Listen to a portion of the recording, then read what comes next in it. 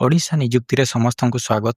ଏହି ଚ୍ୟାନେଲରେ ପ୍ରତିଦିନ ନିଯୁକ୍ତି ଖବର ବିଷୟରେ ଦେଖିପାରିବେ। ତେଣୁ ଚ୍ୟାନେଲକୁ ଏବେ ହିଁ ସବସ୍କ୍ରାଇବ୍ କରନ୍ତୁ। ତେବେ ଚାଲନ୍ତୁ ଜାଣିବା ଆଜିକା ନିଯୁକ୍ତି ଖବର ବିଷୟରେ। ଯେମିତିକି ଦେଖିପାରୁଥିବେ ଓଡ଼ିଶା ପଞ୍ଚାୟତ ମୈତ୍ରୀ ରିକ୍ରୁଟମେଣ୍ଟ 2025 ଆସିଯାଇଛି। ଅର୍ଗାନାଇଜେସନ ଭାରତୀୟ ଏଗ୍ରୋ ଇଣ୍ଡଷ୍ଟ୍ରିଜ୍ ଫାଉଣ୍ଡେସନ ବା BAIF ରହିଛି। Type of job government undertaking ବା NGO ରହିଛି। ନେମ୍ ଅଫ୍ ଦି ପୋଷ୍ଟ ସୌରାଜଗର ମୈତ୍ରୀ ରହିଛି। ଆପ୍ଲିକେସନ ମୋଡ୍ ଅନଲାଇନ୍ ରହିଛି। ଏହା ଅଲ୍ ଓଡ଼ିଶା କ୍ୟାଣ୍ଡିଡେଟ୍ ଆପ୍ଲାଏ କରିପାରିବେ। ପ୍ଲେସ୍ ଅଫ୍ ପୋଷ୍ଟିଂ ଓଡ଼ିଶା ରହିଛି। ଲାଷ୍ଟ ଡେଟ୍ ଅପଡେଟ୍ ସୁନ୍ ରହିଛି। ଏହାର ଲାଷ୍ଟ ଡେଟ୍ ନିର୍ଦ୍ଦିଷ୍ଟ ଡେଟ୍ କିଛି ମେନସନ୍ କରାଯାଇ ନାହିଁ। ଜେଣ୍ଡରରେ ବୋଥ୍ ମେଲ୍ ଆଣ୍ଡ ଫିମେଲ୍ ଏହାକୁ ଆବେଦନ କରିପାରିବେ। ଏଜୁକେସନ୍ କ୍ୱାଲିଫିକେସନ୍ ଦେଖିବାକୁ ଗଲେ ଏଥିରେ କେବଳ 10ମ ପାସ୍ ରହିଛି।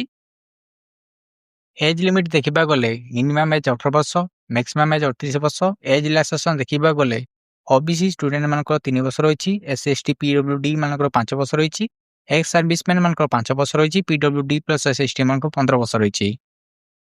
ସାଲେରୀ ଦେଖିବାକୁ ଗଲେ 20,000 ପର୍ ମନ୍ଥ ରହିଛି।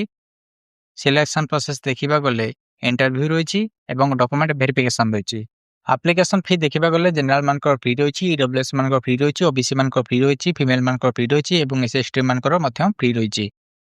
ଡକୁମେଣ୍ଟ ଦେଖିବାକୁ ଗଲେ ଆପଣଙ୍କର କ୍ୱାଲିଫିକେସନ୍ ସାର୍ଟିଫିକେଟ୍ ରହିଛି, ଡେଟ୍ ଅଫ୍ ବାର୍ଥ ପ୍ରୁଫ୍ ରହିଛି, two recent colour passport size photo ରହିଛି, କାଷ୍ଟ ସାର୍ଟିଫିକେଟ୍ ରହିଛି, ପେନି ଏକ୍ସପିରିଏନ୍ସ ସାର୍ଟିଫିକେଟ୍ ରହିଛି ଏବଂ ରେସିଡେଣ୍ଟ ସାର୍ଟିଫିକେଟ୍ ରହିଛି। ଡେଟ୍ ଦେଖିବାକୁ ଗଲେ apply start date already start ହେଇସାରିଛି। ଆପ୍ଲାଏ ଲାଷ୍ଟ ଡେଟ୍ ଆଭେଲେବଲ୍ ସୁନ୍ ରହିଛି। ଯେଉଁମାନେ ଏହି ପୋଷ୍ଟରେ ଆବେଦନ କରିବାକୁ ଚାହୁଁଛନ୍ତି ପ୍ରଥମେ ଏହି ଫର୍ମକୁ ଫିଲ୍ଅପ୍ କରନ୍ତୁ।